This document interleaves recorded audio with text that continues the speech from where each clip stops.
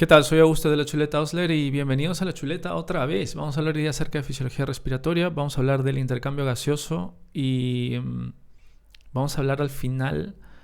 A ver, esto son ilustraciones que yo las tenía en inglés, entonces la he hecho la he simplificado un poco, la hemos hecho en español, en castellano y en realidad son 4. Entonces el repaso en video lo vamos a hacer en 2. Son cosas que normalmente las vemos en la universidad, a lo mejor para los exámenes de residencia.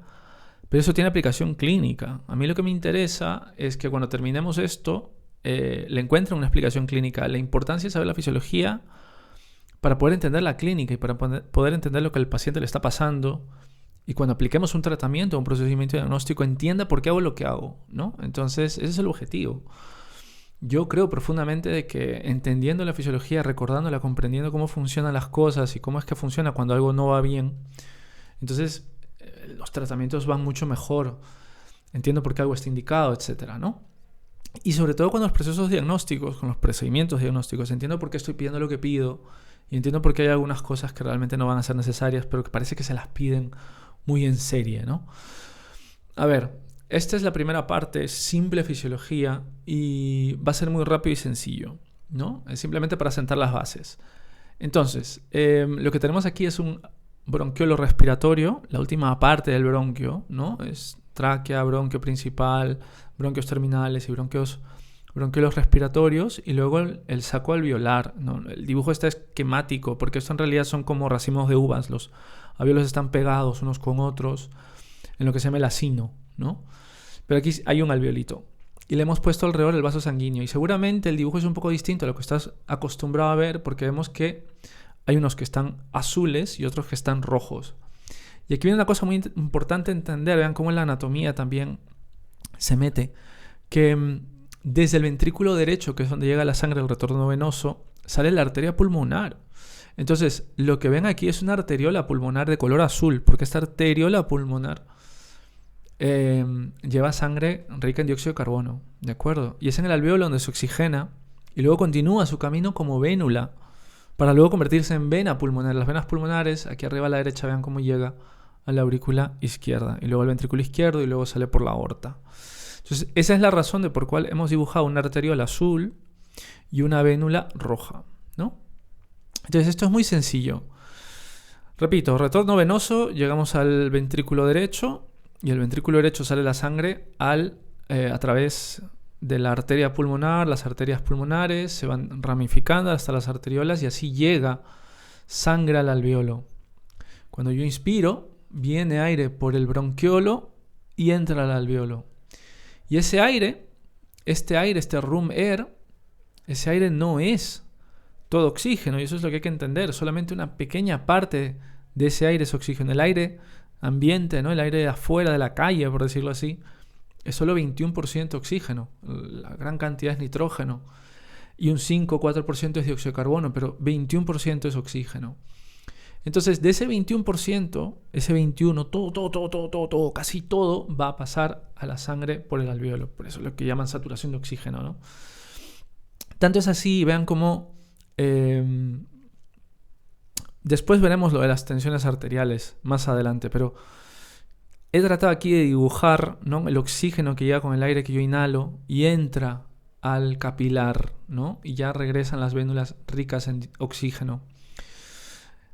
Las arteriolas traen dióxido de carbono. El dióxido de carbono es entregado y luego sale exhalado. He puesto aquí dióxido de carbono y agua, porque es básicamente ácido carbónico convertido en agua más dióxido de carbono. Recuerden que una de las cosas de la fisiología, uno de los objetivos, una de las funciones del aparato respiratorio es no solamente oxigenar la sangre, sino la homeostasis ácido-base. Es algo muy importante. Los pulmones ayudan a mantener el ácido-base, eliminan hidrógeno que está pegado en agua, sino que nosotros lo medimos con el dióxido de carbono, porque básicamente entendemos que son hidrógenos que están flotando, que no se han convertido en ácido carbónico para luego convertirse en dióxido de carbono y agua. Entonces, por eso he puesto aquí el agua, y por eso también uno se puede deshidratar con taquipneas, o uno puede lavar hidrógenos con taquipneas y hacer una alcalosis.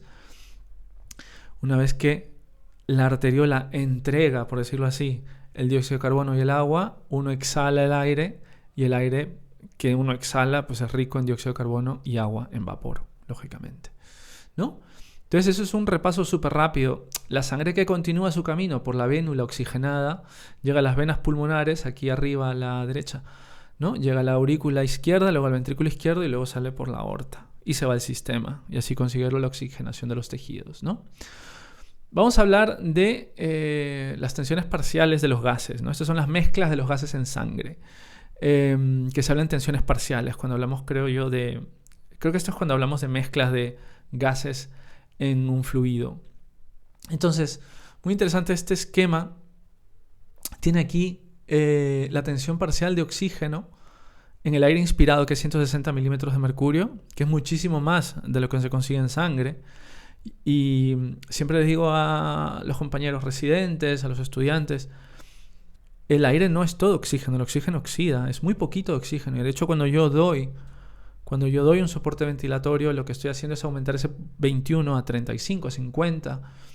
Y es verdad, estoy dando más oxígeno, estoy poniendo disponible más oxígeno, pero se puede irritar la vía aérea también.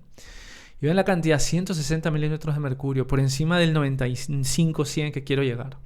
Y eso sí, el aire inspirado casi no tiene dióxido de carbono, 0,3 milímetros de mercurio. Y luego cuando sale y está acá arriba, vean cómo sube a 120 y 27, eso lo veremos al final. La sangre venosa, los números son muy parecidos. La tensión parcial de oxígeno, una vez que se ha entregado, vean cómo no se entrega todo a los tejidos.